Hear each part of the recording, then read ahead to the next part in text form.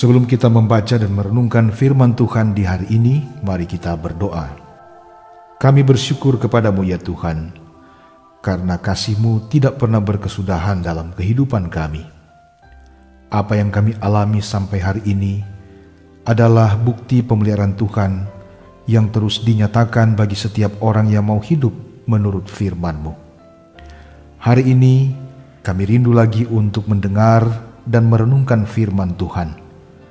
Berikan kami hikmat untuk memahaminya, supaya kehidupan kami tetap diterangi oleh firman Tuhan. Di dalam nama Tuhan Yesus, firman yang hidup, kami berdoa. Amin. Renungan harian keluarga hari ini, Kamis 2 Juni 2022. Firman Tuhan dalam Amsal 17 ayat 13 sampai 14. Amsal 17 ayat 13 sampai 14. Siapa membalas kebaikan dengan kejahatan, kejahatan tidak akan menghindar dari rumahnya.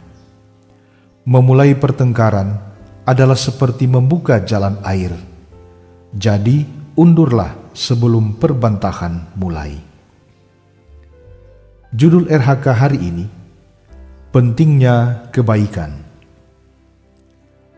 Kebaikan dan kejahatan adalah dua hal yang selalu bertentangan, seperti dua kutub yang selalu bertentangan.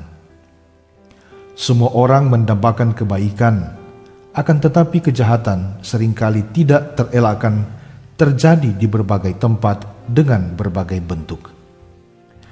Pengamsal menasihati umat tentang bagaimana orang yang membalas kebaikan dengan kejahatan dan orang yang suka memulai pertengkaran.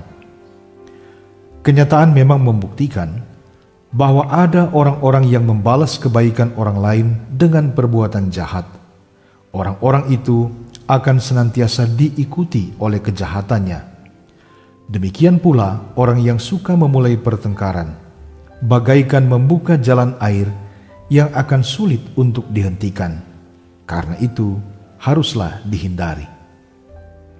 Perlu adanya kesadaran bahwa identitas orang Kristen dikenal lewat dua kualitas yang secara jelas dinyatakan, yaitu kebaikan hanya dapat diwujud nyatakan dengan sikap yang penuh kasih. Sikap baik yang dilandaskan pada kasih memberi pengaruh pada beban moral yang secara konsisten dan konsekuen mengacu kepada diri sendiri sebagai panggilan bagi orang Kristen untuk melibatkan diri dengan memberi solusi dalam masalah-masalah kehidupan dunia ini tanpa harus menjadi duniawi. Amsal ini menegaskan kejahatan tidak akan menghindar dari rumahnya. Perbuatan baik adalah cermin dari kualitas karakter seseorang.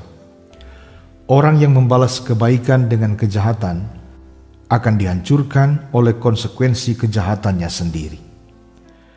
Di sini pengamsal hendak menegaskan keadilan Tuhan, bahwa kebaikan layak dibalas dengan kebaikan. Ingat Matius 5 ayat 16 berkata, "Demikianlah hendaknya terangmu bercahaya di depan orang, supaya mereka melihat perbuatanmu yang baik dan memuliakan Bapamu yang di sorga." Dalam hal ini, yang utama adalah bagaimana perbuatan baik kita selalu menjadi respon untuk memuliakan nama Tuhan di setiap situasi dan tempat. Karena itu, marilah sebagai keluarga milik Tuhan, sedapat mungkin kita menghindari perbuatan jahat, apalagi membalas kebaikan dengan kejahatan, melainkan senantiasa menabur kebaikan dan damai sejahtera bagi semua orang. Amin. Mari kita berdoa.